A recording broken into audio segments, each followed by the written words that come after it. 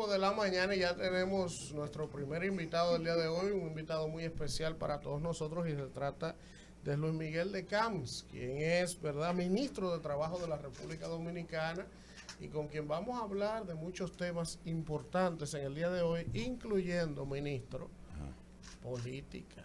Después que hablamos de trabajo. Si quiere comenzamos por ahí.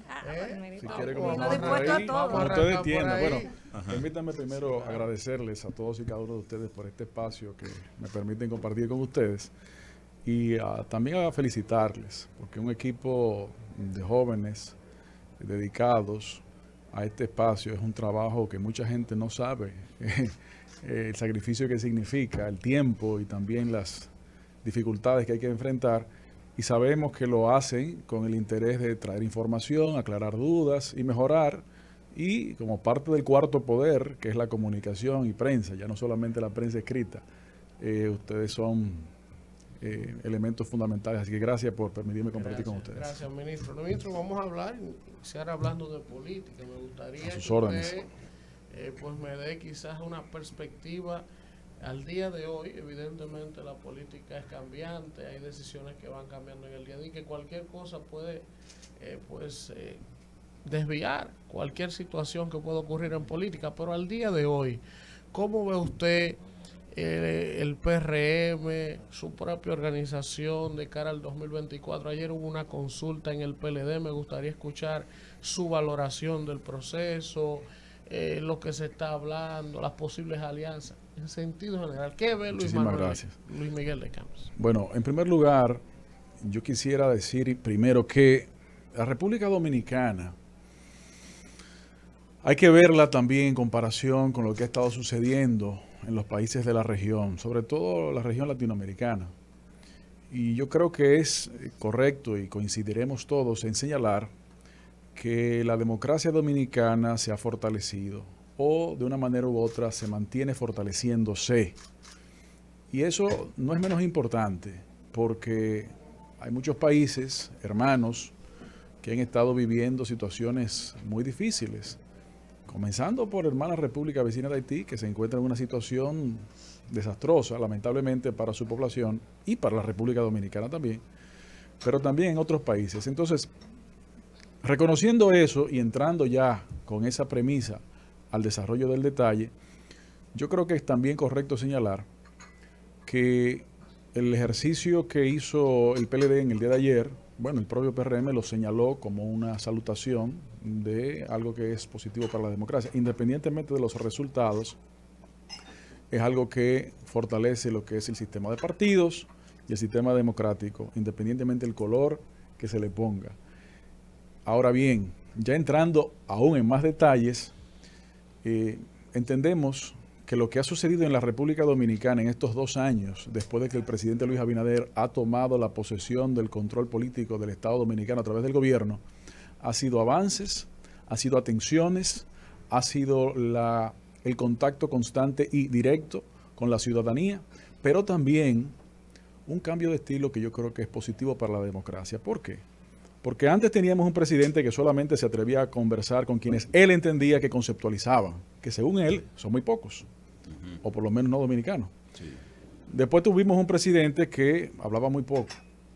Algunos señalan, pretendiendo criticar al presidente Abinader, que habla mucho, y nosotros vemos eso como algo positivo, porque siempre está en contacto, pero además conversando con la prensa y con los comunicadores de manera abierta, transparente, y como cualquier persona expresando los criterios. Y eso yo creo que comunica una intención positiva, no solamente de transparentar, sino de servir con la mejor de las intenciones. En esa dirección, recordemos que el presidente Abinader asumió la posición que ostenta en el peor momento de la pandemia del mundo. No existían medicinas, no existían vacunas, no existía mucho conocimiento, pero desde que asumió la posición, desarrolló un plan de trabajo dirigido fundamentalmente a 2 objetivos. Uno, mantener y lograr la salud de las personas y, concomitantemente con eso, recuperar la salud de la economía nacional. Por eso ustedes vieron que desde que se inició, agosto-septiembre de 2020, se comenzó la reactivación económica, la reapertura paulatina y con los cuidados necesarios de los negocios, de las empresas. Por eso en el mes de octubre de 2020 emitimos la resolución, el Ministerio de Trabajo junto con el de Turismo, de la creación de la burbuja sanitaria laboral que permitió que los hoteles abrieran y que los trabajadores iniciaran sus labores, a pesar de que no habían turistas, pero de manera inteligente, a propósito de la salud de la economía, el presidente Abinader decía, y los resultados están ahí, que cuando la reapertura mundial iniciara, la República Dominicana iba a estar en primer lugar en la recuperación, y así ha sido. Pero al mismo tiempo que eso sucedía, se buscó por todas partes vacunas y se encontró, y se logró una canasta de vacunas de diferentes orígenes y de diferentes marcas, todas gratuitas para la ciudadanía. 1, 2, 3 y 4 dosis. Cuando comenzamos con la tercera, ustedes recuerdan que comenzaron algunos a criticar. ¿Y qué pasó? Que el resto del mundo después comenzó también con la tercera. Es decir, un nivel de visión, de proactividad con la seguridad que da la investigación, pero también la preocupación de los detalles. En esa dirección, entendemos que no fue sino hasta probablemente mediados del año 2021, el año pasado, casi un año después de que asumió la presidencia el presidente Luis Abinader, que se pudo realmente iniciar a ejecutar los planes de gobierno en el programa de gobierno que se le ofreció a la ciudadanía. Y se comenzaron entonces a materializar algunas de esas cosas y ya se comienzan a ver resultados. Ministro. Yo creo que eso, para finalizar, y perdón que tal vez la respuesta fue muy larga, yo creo que eso es importante sopesarlo. ¿Por qué? Porque si vamos ahora todavía en aún mejor ruta que lo que íbamos, pues eso hay que reconocerlo. Y eso hay que apoyarlo, ahora y mañana. Usted decía en días pasados que estaban trabajando para lograr un aumento de salario antes de que termine este año, antes de que termine el 2022. ¿En qué va eso? ¿Ya empezaron las conversaciones con el gobierno, con los trabajadores, para materializar ese aumento de salario? Mire, efectivamente, el tema de salario es un tema de atención central del gobierno que preside Luis Abinader Corona. Yo creo que ha sido el único presidente de la República, al menos en los últimos 30 años que yo recuerde, que ha expresado públicamente y en todos los escenarios que es un objetivo del gobierno la mejora del salario real de los trabajadores. Y no lo ha dicho una y no dos veces, sino muchísimas veces. Generalmente los presidentes anteriores tenían otro manejo, tal vez con ese tema, con otras situaciones, sin entrar en muchos detalles.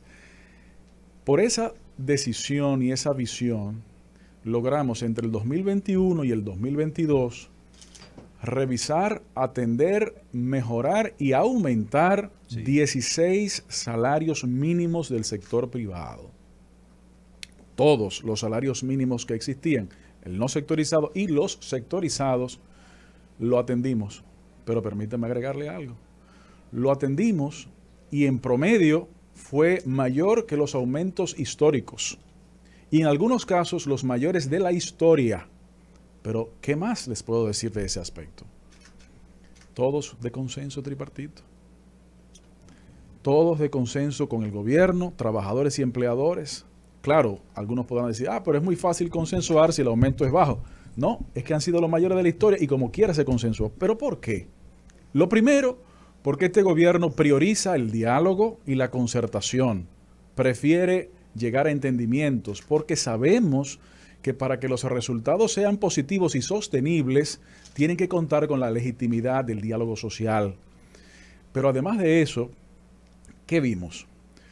Que nadie se esperaba que iba Rusia a invadir a Ucrania y que iba a comenzar la guerra que todavía está sucediendo, y mucho menos era previsible los impactos mundiales que este enfrentamiento bélico ha tenido. Entonces, el efecto inflacionario importado que también hemos sufrido en la República Dominicana ha tenido los impactos. Y entonces el gobierno ha señalado que es necesario una mejora salarial antes de lo que inicialmente se preveía. Saludamos el anuncio que hizo el sector empleador hace un mes y pico de propugnar porque las empresas hagan ese aumento. Estamos terminando de revisar cuáles han sido los impactos de ese llamado para entonces atenderlo. Pero yo quisiera en ese punto explicarles algo. El gobierno no quiere simplemente limitarse a revisar y aumentar un salario de manera coyuntural. No. El gobierno lo que quiere es que resolvamos de una vez y por todas un problema histórico. Un problema histórico que es que hoy día, e históricamente, los salarios mínimos, no necesariamente los salarios promedios, pero los salarios mínimos no son suficientes para cubrir el costo de la canasta básica familiar, ni siquiera del primer quintil.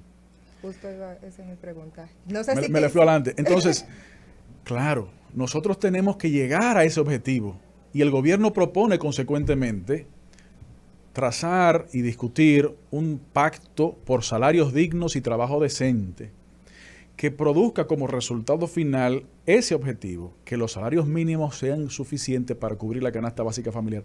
Eso no es algo que puede suceder de la noche a la mañana, pero tampoco es algo que puede suceder de manera unilateral. Eso es algo que tenemos que estar en concierto los sectores del tripartismo, gobierno, empleadores y trabajadores, y obviamente tiene que ser hecho en diferentes etapas, donde la primera de las cuales es la que el propio presidente de la República se refería hace apenas 15 días, de una necesaria revisión y aumento salarial, como primer paso en esa ruta de ese objetivo a través del pacto social por el salario real digno y trabajo decente. Qué bueno que usted más o menos ha ido explicando un poco ese tema y me gustaría que nos puntualizara específicamente en las fórmulas que tal vez pudiesen utilizar. Ya usted habló del consenso, pero las fórmulas para llevar al salario real. Por ejemplo, yo veía el informe del Ministerio de Economía, Planificación y Desarrollo y ellos dividían la inflación por regiones. Por poner un ejemplo, la región sur es la que está más golpeada, tiene un 12% de inflación, es la que más lo está sintiendo. Entonces la canasta básica ronda los 36,000 pesos. Pero esa es la promedio. Esa es la promedio. Sí. Y esa es la del primer quintil, no estamos hablando del quinto quintil. La del primer quintil anda por 26,000. Los 36 es el promedio de las 5.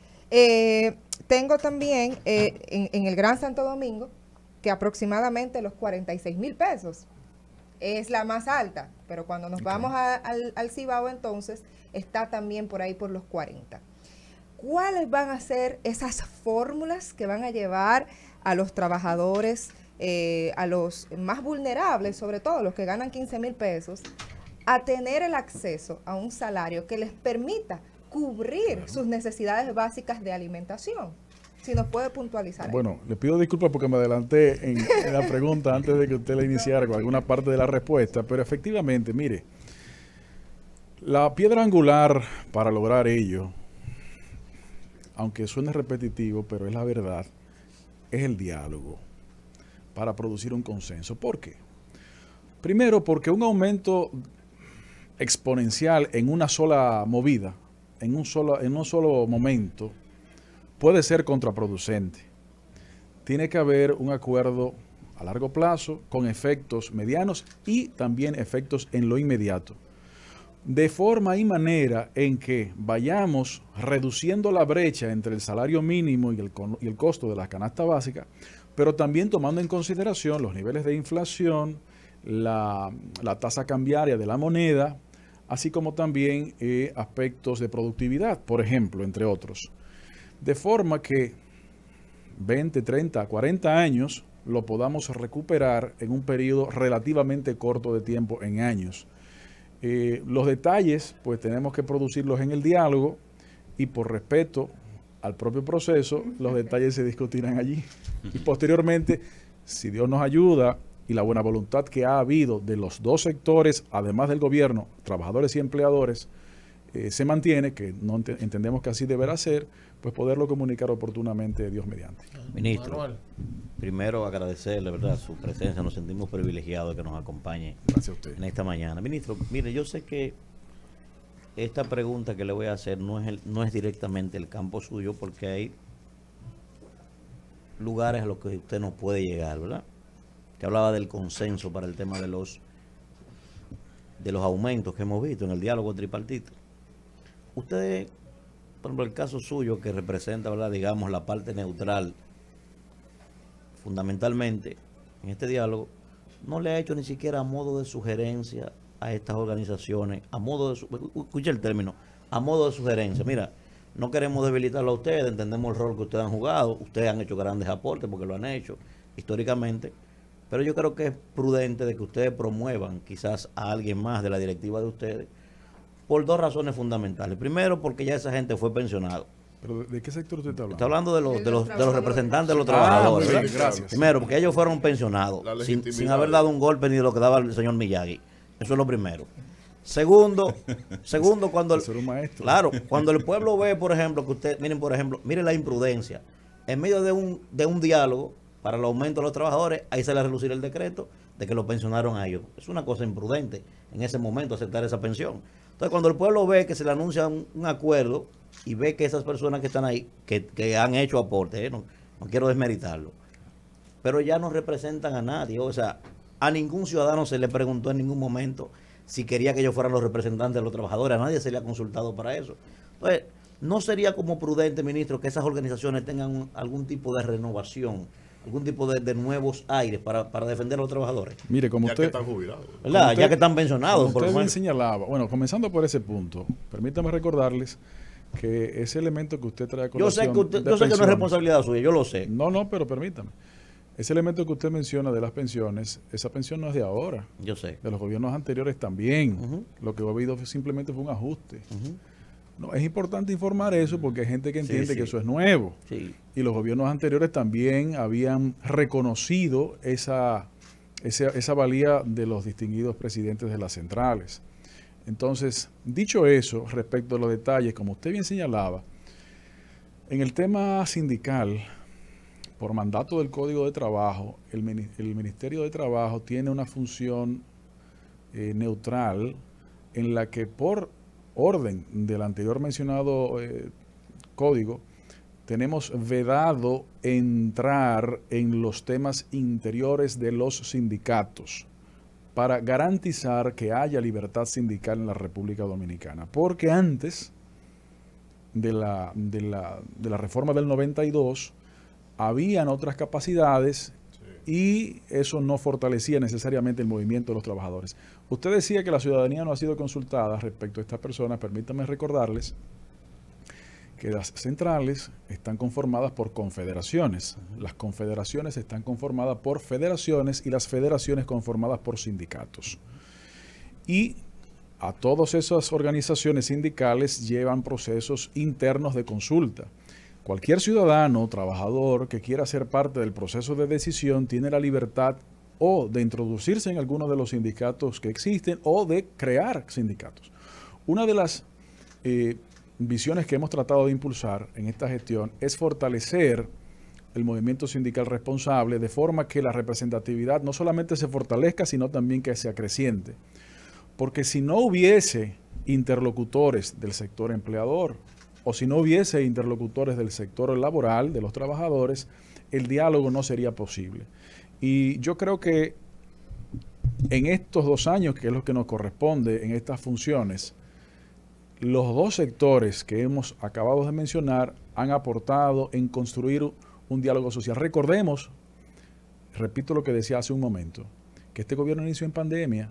Acuérdense que cuando el gobierno del presidente Luis Abinader inició, había más de 500,000 trabajadores en trabajos suspendidos y eso fue recuperándose.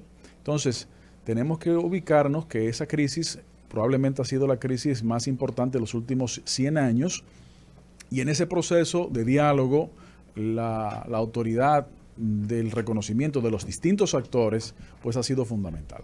Señor ministro, los opositores a la administración del presidente Luis Abinader señalamos mucho en que es una administración sustentada en la improvisación, por distintas causales. Por ejemplo, se tiene la política monetaria del Banco Central de aumentar la tasa para controlar la inflación, cuando el propio Stiglitz dice que si solo nos dedicamos a eso, las economías emergentes pues entonces están trabajando ya de por sí mal, porque él dice que hay que aplicarlo con otras medidas. Pero el mismo Banco Central nos dice que mientras recorto con la tasa, compro dólares y en 4 meses compra 1.500 millones de dólares, metiéndole al circulante por cada dólar 53 pesos, un total de 89.000 millones de pesos a la misma economía que le está recortando. Y ahora se nos señala el tema de la discusión de un aumento general de salarios, que a la vez la doctrina económica plantean que esto es una medida inflacionaria. No estaríamos generando contracción por un lado y aumentando la inflación por otro, con lo que tiene que ver con el aumento del salario. Me parece muy interesante que, como usted señalaba, actores de la oposición ahora aleguen que el gobernador del Banco Central es un improvisado, que fueron colocados en otros gobiernos. Entonces, en un momento no lo eran y ahora lo son. Por eso que hay que tener coherencia, señores. Hay que tener coherencia porque luego viene y le explota las cosas en la cara. Lo segundo es que las medidas que usted ha señalado, que se han apoyado desde el gobierno, particularmente usted hacía referencia a las políticas monetarias que se regulan a través del Banco Central fundamentalmente, la Autoridad Monetaria Máxima, la Junta Monetaria, son medidas que se han mantenido y que han estado dando los resultados. Si usted compara los países no solamente de la región y del mundo, la República Dominicana no está entre los países proyectados a tener una recesión en el año 2023. Sin embargo, la gran mayoría de los países del mundo están en esa lista, y eso se debe a las políticas del gobierno, entre ellas las monetarias. Además de las monetarias están las de los incrementos de las asistencias sociales y los subsidios, como por ejemplo el de los combustibles, que ha sido fundamental también. Y en cuanto a la parte salarial que usted al final mencionaba, por eso yo decía ahorita, tenemos que construir un acuerdo que permita de manera sostenida, pero durante un periodo de tiempo X, que esos aumentos para alcanzar, cerrar la brecha entre el costo de la canasta básica y el salario mínimo, se vaya haciendo de forma y manera que no sea un productor de inflación per se. Y eso es perfectamente posible siempre y cuando esas medidas no sean de golpe y sobre todo que tampoco sean de sorpresa, sino que puedan ser planificadas. Esa es una de las grandes ventajas por la cual nosotros propugnamos por esos entendimientos. Porque si logramos llegar a esos acuerdos proyectados y programados, obviamente los trabajadores se beneficiarían, pero también el empleador entender la capacidad de planificar. Señores, el mayor redistribuidor de las riquezas debe ser el salario. Y de esa manera, con el cuidado debido, se reactiva en los momentos y en las dimensiones necesarias y posibles la economía, que produce no solamente mayor movimiento, pero también incluso mayor recaudación tributaria. Esa es la ruta que hemos trazado, y para los detractores del gobierno que están cumpliendo su rol como actores de la oposición, obviamente, los resultados están ahí. Los resultados económicos están ahí. Bueno, pues una vez viendo los resultados, ministro, y valorando la gestión al frente del Ministerio de Trabajo, considerando que ustedes son un partido aliado, Partido Revolucionario Socialdemócrata, y que eventualmente el presidente de la República se ve en la obligación social de reelegirse, producto de los resultados que ahí están. De cara al 2024, ¿ustedes le van a dar el visto bueno o se van solos? Mire, nosotros hemos señalado y repetimos, lo decíamos hace un momento aquí mismo, que el presidente de la República, por la situación en la que tomó el mando de la nación, tuvo que pausar el inicio de las ejecutorias del programa de gobierno hasta prácticamente un año después de formalmente haber iniciado. Por lo tanto, hay una cantidad de temas pendientes. Pero además de eso, el riesgo fundamental del tema de la reelección históricamente ha sido la erosión institucional que esto pudiera causar, especialmente en los procesos en los que han tocado la Constitución. En este momento la República Dominicana tiene una Constitución que establece unas reglas determinadas de reelección. Sí. El caso de que el presidente Luis Abinader decida repostularse, no tiene que tocarse la Constitución. Por lo tanto, no tiene que erosionarse la institucionalidad. Por lo tanto, no habría por qué tildarla de los efectos negativos que en otros momentos, con reformas interesadas exclusivamente en ellos, se produjo. Pero además de eso, en términos ya de políticas públicas y ejecutorias y resultados, nosotros entendemos, si bien las ideologías no se pueden tomar como dogma, sirven de guía y de sugerencias que se sopesan. Nosotros entendemos que la socialdemocracia, una de las fundamentales objetivos es buscar la justicia social. ¿Y qué ha hecho este gobierno? Este gobierno ha estado buscando y logrando justicia social. Por ejemplo, en el caso de la cartera que nos corresponde, en el ámbito de la seguridad social. En el ámbito de la seguridad social, que es un tema muy complejo, pero de mucho interés para este país, tenemos que recordar, y sobre todo los que estamos aquí, que probablemente no lo habíamos sabido, algunos que no habían nacido, y otros porque éramos muy chiquitos, y me pongo también en el grupo, aunque tenga Revise bien, ministro. Revise bien, ministro. Sacamos la cédula, no hay problema. Yo no había nacido. Permite, pero yo no he dicho fecha, señores. ¿Verdad que sí? Se están adelantando. Las mujeres se adelantaron. Bueno, ¿qué yo quiero decir? Yo quiero señalar que antes de que existiera el Sistema Dominicano de Seguridad Social a través de la Ley 8701, antes del 2001, menos del 11% de los trabajadores dominicanos tenían algún tipo de protección de seguridad social. La Ley de Seguridad Social en la República Dominicana fue un paso de avance importantísimo para la sociedad dominicana. ¿Que la ley tiene que mejorarse? Sí, tiene que mejorarse. ¿Que hay cosas que son injustas? Sí, tienen que cambiarse. Eso está fuera de discusión. Sí. Ahora, no podemos caer en el discurso populista de que todo eso es malo. No, hay cosas que hay que arreglar, pero muchas de esas cosas son buenas. Por ejemplo, ¿qué cosas en pos de la justicia social hemos logrado en los últimos 2 años respecto de la seguridad social? Les voy a mencionar 3 para no ser demasiado largo, pues ya fui muy largo. No, tranquilo. Miren, el año pasado logramos 2 cosas. Que los familiares de trabajadores fallecidos pudieran recuperar el dinero que estos habían cotizado junto a sus empleadores en las pensiones sin tener que depositar una declaración de impuestos sucesorales. Posteriormente a ello, el Congreso lo hizo ley. Qué bueno. Sí. Facilitar el acceso de los familiares a esos fondos. El año pasado también logramos la mejora de la cobertura de la seguridad social en aspectos fundamentales, como ¿cuál?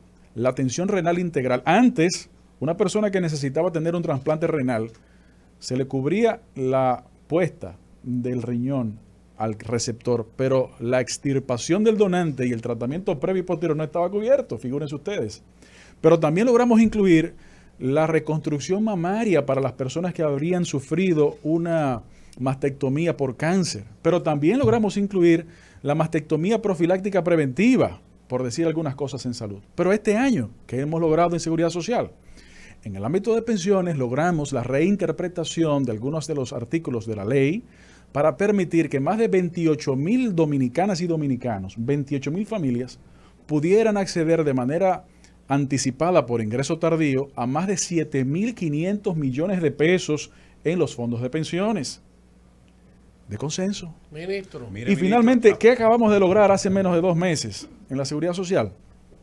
Reducir el copago en una cantidad importante de procesos a la mitad para que la ciudadanía no tenga que tener tantos costos de bolsillo. Eso se llama justicia social, con la participación del sector público, los trabajadores y el sector privado. A propósito, ministro, para pasar la palabra a mi compañero, anunciar al país que hace 12 días se le cumplieron los 4 años al frente de la Superintendencia de Pensiones al señor superintendente, y es justamente responsabilidad del Consejo de Seguridad Social que usted preside sugerir al presidente una nueva terna. ¿En qué va eso? Así es. Bueno, la próxima reunión del Consejo está planteado la inclusión en la agenda de la definición de los diferentes candidatos y candidatas que pueda haber para que pueda entonces el Consejo conocerlo y presentarle la terna sugerida al Poder Ejecutivo a los fines del lugar. Ministro, todo eso que usted nos acaba de sintetizar en su última respuesta son muy buenas noticias, pero recalcar, sin que sea una responsabilidad quizás directa suya, de que la comunicación del gobierno ha estado un poco débil, porque todo eso que usted nos acaba de decir ahí son grandes noticias y uno no lo sabe. Muchas gracias. Lo sabe. Entonces, si en política lo que no se dice, lo que la gente no sabe, es como si no ocurriera. Entonces, eso es una tragedia. Qué bueno que quienes se están necesitando esos procedimientos han tenido acceso a eso en los últimos 2 años y deberían fortalecer que la gente se entere, porque mucha gente a veces no accede a estos servicios hasta por desconocimiento.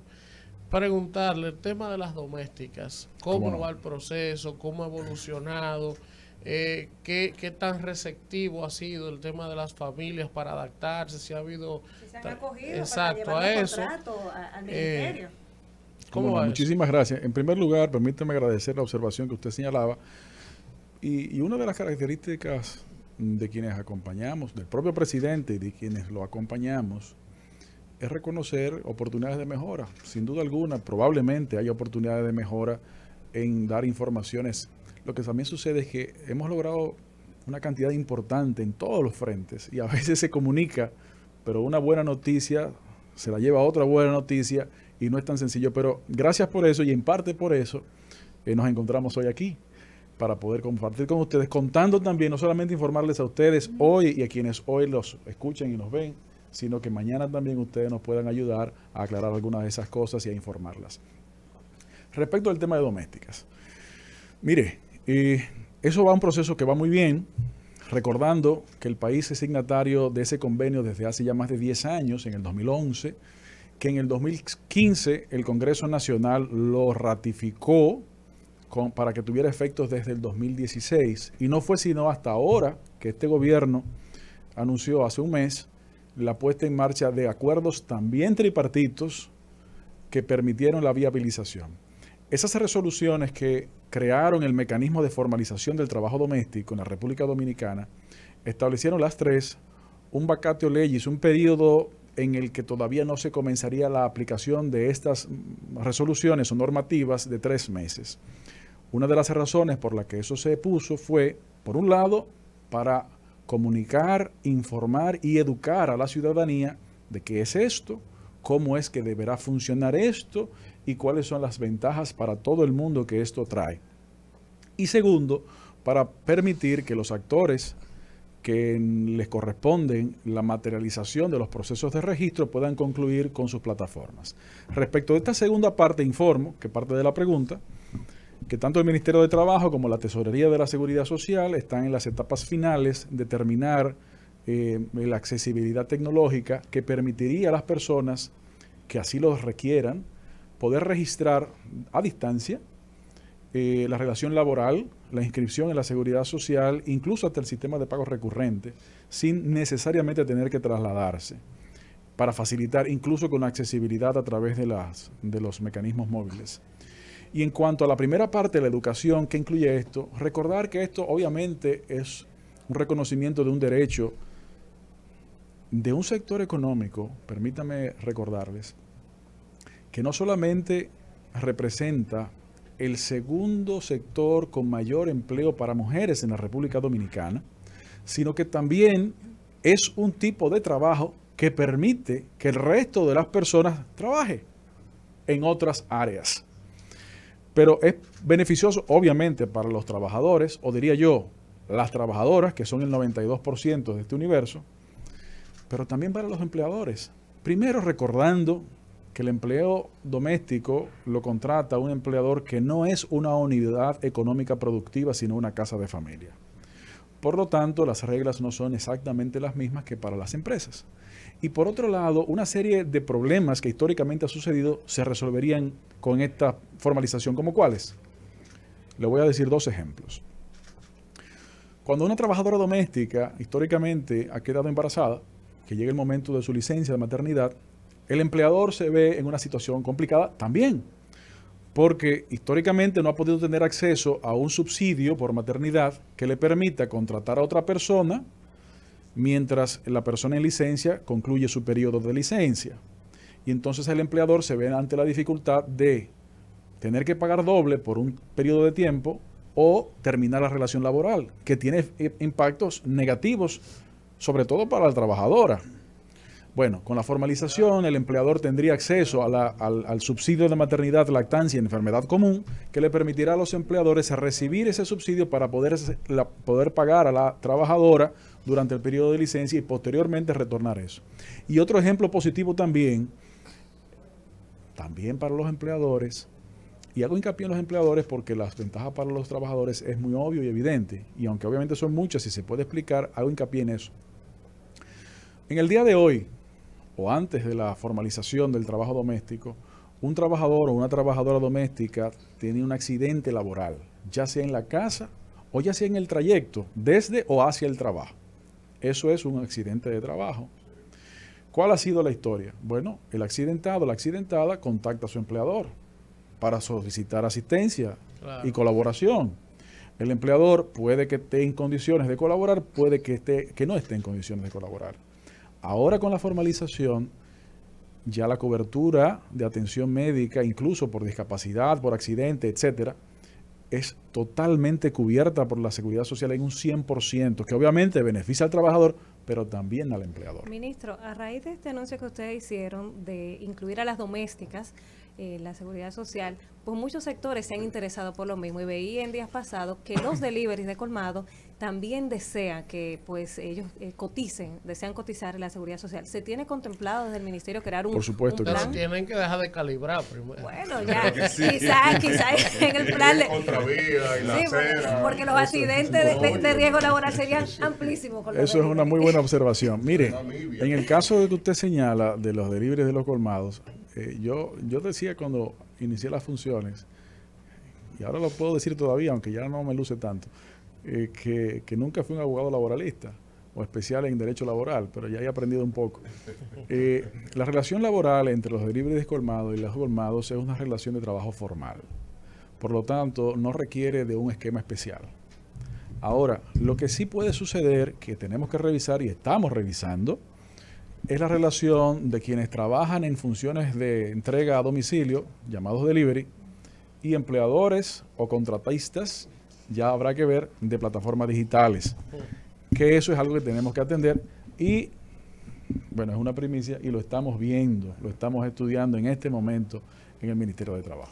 Ministro. Porque estamos trabajando bajo el criterio todos los trabajadores, todos los derechos. Ya vamos terminando. Sí, esta es la última de mi parte. A mí me gustaría saber, usted como presidente del Consejo Nacional de Seguridad Social, ¿qué es lo que vamos a hacer para que las ARS acaten las resoluciones? Y lo digo con propiedad, porque teniendo resoluciones, las ARS no quieren cubrir procedimientos que están en esas resoluciones y dicen que no está dentro de su cartera, procedimientos que son carísimos, como la angioplastía de miembros inferiores, como los cateterismos, no los cubren y te dicen que no reconocen independientemente. Bueno, esos ejemplos que usted señala, no solamente, qué bueno que usted lo menciona, porque si está incluido en las coberturas que el Consejo Nacional de la Seguridad Social ha resolutado, tienen la obligación de cubrirlos.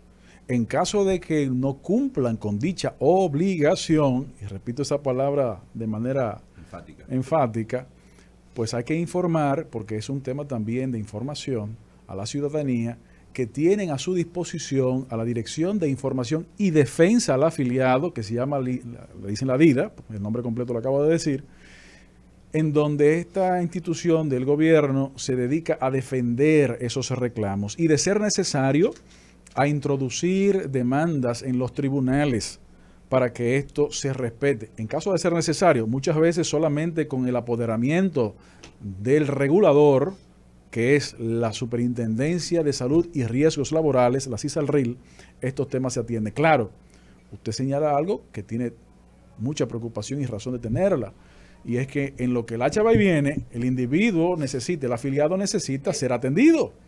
Y mientras tanto, ¿qué pasa? Bueno, afortunadamente, la DIDA, en esta gestión que dirige la directora Carolina Serrata, ha aumentado exponencialmente la defensa de los afiliados. Decía ella en una intervención hace una semana que yo escuché, que en estos 2 años en los que ella ha estado al frente de esa institución, del total de atenciones en 20 años que ha tenido la DIDA, en estos 2 años solamente representa el 20% del total de 20 años. Es decir, que ha habido un incremento exponencial de la atención a los afiliados. Y mientras eso más ocurra, más difícil va a ser que algunos actores de la seguridad social, particularmente también en salud, se atrevan a incumplir sus obligaciones. Manuel, la última. Ministro, mire, Delvis le hablaba del caso específico del superintendente de pensiones, ¿verdad? Así es. Que ya, gracias a Dios, ha cumplido su periodo allí. Yo diría que un holograma de superintendente hemos tenido ahí. Con altas y con bajas. No, ninguna alta, ninguna baja. Déjeme hacer mi pregunta a mí, que yo no tengo intérprete. Ese caballero es un representante, un vocero de la AFP, lo que ha sido. Quisiera preguntarle, ministro, ¿usted estaría dispuesto a buscarse un problema político por beneficiar al país? Me explico. ¿Usted estaría dispuesto? Estoy de la premisa, pero no la pregunta. No. ¿Usted estaría dispuesto a decir, yo sé que esto me va a traer problemas, pero mi voto en el Consejo va a ser para que la terna que llegue al Ejecutivo sean verdaderos defensores de los afiliados allí, y no una persona, como un seminario de la AFP y va a estar el superintendente encabezando esto allí? O sea, y este señor sale a decir que se va a recurrir una sentencia que en beneficio de los afiliados. ¿Cómo es eso, ministro? Mire. No, y en esa línea, que es la última, tendremos nueva ley de seguridad social, ministro, en el gobierno de Luis Abinader. Muchas gracias. Mire, aprovechando la premisa que usted decía antes de su pregunta, la función que tenemos es la de servir. Si tuviéramos preocupación por premisas como las que usted nos compartió. Son muy poderosos ahí, ministro. ¿Usted sabe por qué hice esa pregunta? Permítame. Si tuviéramos preocupación por las premisas como las que usted nos compartió, probablemente no se hubiesen atendido los 16 salarios mínimos como lo hemos atendido. Probablemente no se hubiesen logrado las mejoras en la seguridad social, tanto en salud como en pensiones, como la hemos logrado. Probablemente tuviésemos una actitud pasiva como anteriores ministros la tuvieron. Probablemente esa hubiese sido la ejecución, pero esta gestión ha demostrado, no solamente en trabajo, sino en todo, encabezando y comenzando con el presidente, de que no hay que tener temor, sino hay que construir consensos. Ahora, la persona que finalmente el Poder Ejecutivo decida colocar allí, va a tener la obligación y el compromiso de hacer lo que tenga que hacer como regulador de ese sector para beneficiar a los afiliados. Y debe conocerse y saberse que tendrá, como lo ha tenido, en el Consejo Nacional de la Seguridad Social también una mano amiga para facilitar eso. Y eso me lleva a el complemento suyo. Sí, deberá tenerlo. ¿Por qué? Porque estamos dialogando, estamos produciendo consensos y disensos, identificándolo también, para las mejoras de la seguridad social. Decía al principio, esta ley es una ley que fue un paso agigantado hacia adelante, en comparación con lo que había. Señores, menos del 11% de los dominicanos tenía acceso a salud de seguridad social y mucho menos a pensiones. Sí. Hoy no es así. Que las pensiones son bajas, sí, es verdad, eso hay que mejorarlo. Correcto. Pero no solamente por la ley de seguridad social, sino también por salarios, pero sino también por la formalización del empleo. Y el rol del Estado. Y en eso estamos, en ese rol, efectivamente. Entonces, atendiendo eso junto, vamos a lograr poder llegar a un proyecto con los mayores niveles de consenso posibles, pero asumiendo la responsabilidad de mejora de la normativa legal en beneficio de toda la ciudadanía y los afiliados. Bueno, gracias al ministro de Trabajo de la República Dominicana, Luis Miguel de Camps, por tantas informaciones importantes que ha compartido con nosotros y nuestra audiencia. Un honor y un privilegio, y siempre prestos a abrirle este espacio. Muy amable, gracias a ustedes.